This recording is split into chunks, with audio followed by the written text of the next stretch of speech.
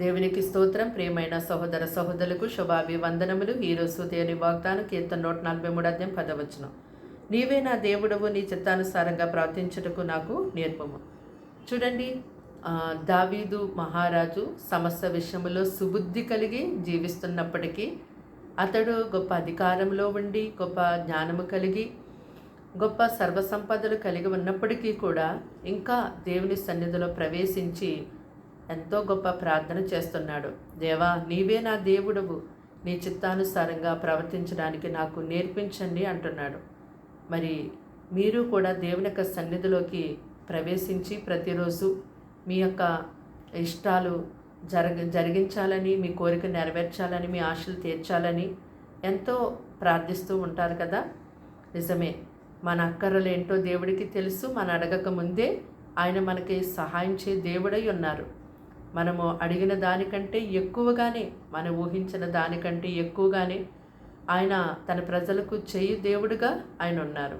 అయితే ఇలాంటి ప్రార్థన, దావీదు మహారాజు చేసినటువంటి ప్రార్థన మనము చేసేవారిగా ఉండాలి.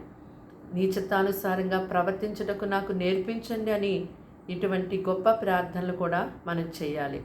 దేవుని యొక్క చిత్తానుసారంగా ప్రవర్తించాలని నీ యొక్క హృదయంలో నీవు ఆశ కలిగి ఉన్నప్పుడు ఈ విధమైన ప్రార్థన నువ్వు చేస్తావు.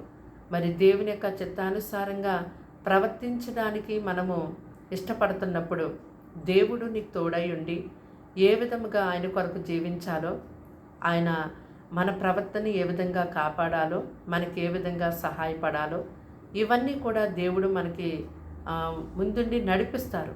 మన కుడికి ఎడమకి తొలగిపోకుండా, తొట్టిల్లిపోకుండా మనల్ని మంచి ఆయన తిన్నని మార్గంలో నడిపిస్తారు. కాబట్టి మనము ఈ విధమైన ప్రార్థన కూడా చేయాలి. నీ చిత్తానుసారంగా ప్రవర్తించుటకు నాకు నేర్పించండి అని ప్రతిరోజు నీ ప్రార్థనలో ఈ మాటను నీవు కలిపి ప్రార్థించాలి.